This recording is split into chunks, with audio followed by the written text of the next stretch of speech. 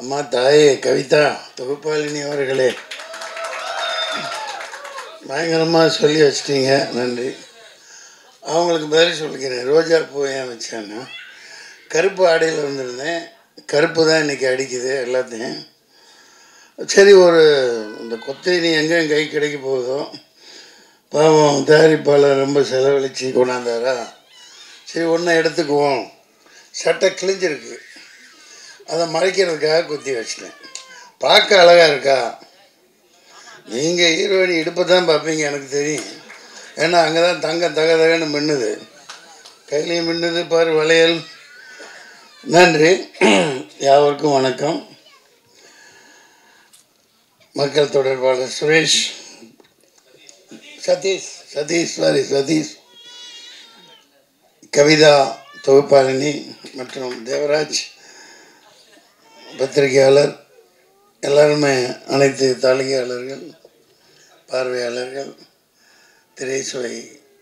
திரைப்பட சுவைஞர்கள், இந்த படத்தின் தயாரிப்பாளர் அமெரிக்காவிலிருந்து வந்து எடுத்திருக்காங்க இல்லையா, அமெரிக்காவில் குமார் அவர்கள், மற்றும் இயக்குனர் அறிவழகன், ஈரம் பட இயக்குனர் அறிவழகன். ஈரமெல்லாம் மிகப்பெரிய ஒரு பாதிப்பை, தாக்கத்தை தமிழ் திரைப்படத்தில் ஏற்படுத்திச்சு. அமைதியாக உட்கார்ந்துருக்காங்க. அவர்கிட்ட கௌதம் கோவிந்த் தானே, சரி, கௌதம் கணபதி. ஏன்னா எனக்கு என்னமோ அந்த அம்னீசியா மாதிரி நிறையா வந்துருச்சு, தெரிய மாட்டேங்குது. மற்றும் புதுமுக இசையமைப்பாளர் மனோஜ், ஆர்ட் டைரக்டர். நல்லா போட்டிருந்தீங்க, செட்டு மாதிரியே தெரில. அந்த துப்பாக்கியெல்லாம் ஒரிஜினல் மாதிரியே இருந்துச்சு. நான் ஷூட் பண்ணியிருந்தால் எதுவும் அவ்வளோதான், குண்டு பாஞ்சிருக்கும். அற்புதமாக பண்ணியிருந்தாங்க. இளம் கதாநாயகன் நல்லா அழகாக இருக்காங்க.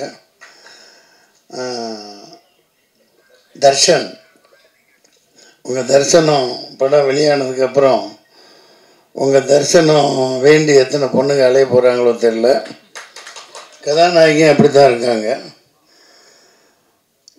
பனியில் பூத்த மலர் மாதிரி குளிச்சுட்டு அப்படியே இருந்திருக்காங்க.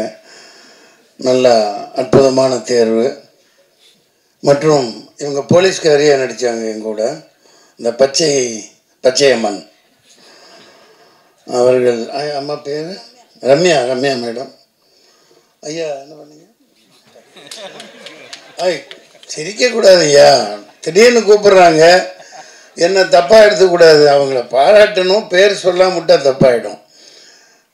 இசையமைப்பாளர் நல்ல எங்கே இருக்கார். இந்த கருப்பு படத்துலேயும் ஒரு அபயங்கர்னு ஒரு பையன், சின்ன பையன் தான், இதே மாதிரி தான்.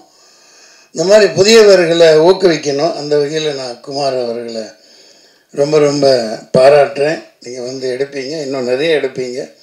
இந்த அப்டேட் பிக்சர்ஸ் அப்டேட்டாக அடிச்சு தள்ளிட்டு போயிட்டே இருக்கும். இன்னும் சண்டை காட்சி நிபுணர்லாம் விட்டுட்டேன். ராம்போ ராஜ்குமார்கிட்ட ஒர்க் பண்ண அப்பா பேர் என்ன, பிரகாஷ், பயங்கரமாக அவர் கூட இருப்பார். அவரோட சன்னு, அவருடைய மகன் சண்டை காட்சியெல்லாம் பண்ணியிருக்காங்க. பார்க்க ஒரு சண்டை காட்சி நிபுணர் மாதிரியே இல்லை, பெரிய ஒரு ஹாலிவுட் ப்ரொடியூசர் மாதிரி. ஒரு இவர் விஜய் மல்லையாவோட பார்ட்னர் மாதிரி பந்தாவாக இருக்காங்க. அந்த மாதிரி சொல்லிகிட்டே போகலாம். அற்புதமாக இருக்குது. மத்தியான வேலை, சாப்பாட்டு வேலை வேறு ஆகிடுச்சு. இந்த படத்துக்கு சரண்டர்னு பேர் வச்சுருக்காங்க.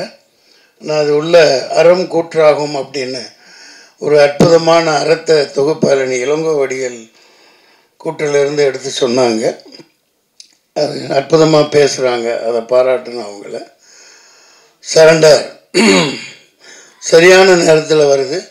இது 10ஓட 11 இருக்க போகிற படம் இல்லை. அதில் அந்த உத்வேகமும், அதில் ஆவேசமும், அந்த எடுப்புகள் அனைத்திலும் அவர் அறிவழகன் பேரை அவர் மாணாக்கர் கௌதம் கணபதி காப்பாற்றுவார்னு நினைக்கிறேன். நிச்சயமாக நல்லா இருக்கும்.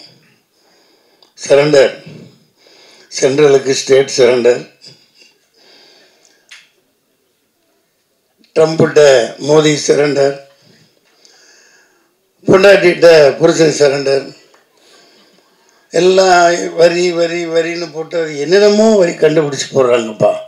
இந்த நிர்மலா சீதாராமன் மேடம் எங்கே தான் கற்றுக்கிட்டு வந்தாங்களோ தெரில, சட்டியே பவுத்து விட்ருவாங்க போல். எல்லாம் இருக்கிற எல்லாத்தையும் அந்த வரி இந்த வரி லொட்டு வரி லொஸ்கு வரி, இன்கம் டேக்ஸ் கட்டுறோம், கமர்ஷியல் டேக்ஸ் கட்டுறோம், அப்புறம் என்ன ஜிஎஸ்டி, அப்புறம் ஸ்டேட்டு சென்ட்ரலு, எல்லாம் ஒன்றுக்கு 4 முறையிலையும் வசூலை பண்ணி மக்கள்கிட்ட எல்லாத்தையும் அவுத்துட்டு விட்டுறதுனால மக்கள் எல்லாம் கவர்மெண்ட்டுக்கு சரண்டராக இருக்காங்க.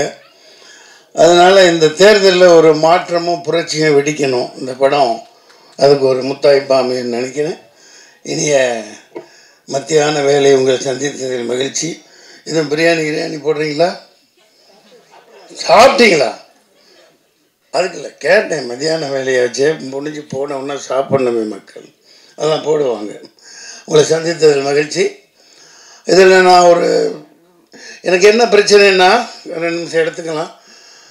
எனக்கு போவேன், என் மேனேஜர் சொல்லுவான் இங்கே ஷூட்டிங்க இந்த இது அவ்வளோதான். நான் யார் என்னென்ன பார்க்க மாட்டேன். அதனால தான் கொஞ்சம் அந்த அறிவுலகனை பார்த்து எனக்கு அடையாளம் தெரியல, சொல்கிறது இல்லையா. நான் பாட்டுக்கு நடிப்பாச்சே முடிச்சுட்டு நான் பாட்டுக்கு வண்டியில் உட்காந்து போயிட்டே இருப்பேன். அப்படி பழகிட்டோம் இவ்வளோ வரைக்கும். அதனால் பல இழப்புகளை நான் சந்திச்சிருக்கேன். பட்டு நம்ம அதிகமாக லோடு எடுத்துக்க முடியாது இல்லையா. அந்த வகையில் இப்போது பல படங்கள் வந்துக்கிட்டே இருக்குது. ஒரே மூஞ்சி போர் அடிக்கிற பெரிய ஹீரோன்னு போட்டு ஒரு ஆளுகளவே சலிப்படைகிற மாதிரி படங்கள் வந்துகிட்ருக்கு. அது தவறு இல்லையா. மக்களே வெறுப்படைகிறாங்க. என்னடா இவன் படத்தை போய் எத்தனை தடவை பார்க்குறது, வேறு நடிகனே குணம் பார்க்குறது இல்லையா அப்படின்னு. அதனால் நீங்கள் சரியான தேர்வு யங்ஸ்டர்ஸை ஊக்குவிக்கணும். கதைகளே அந்த மாதிரி பயங்கரமாக செலவழித்து எடுத்திருக்கீங்க. இந்த படம் மிகப்பெரிய வெற்றி அடையும். நன்றி, வணக்கம்.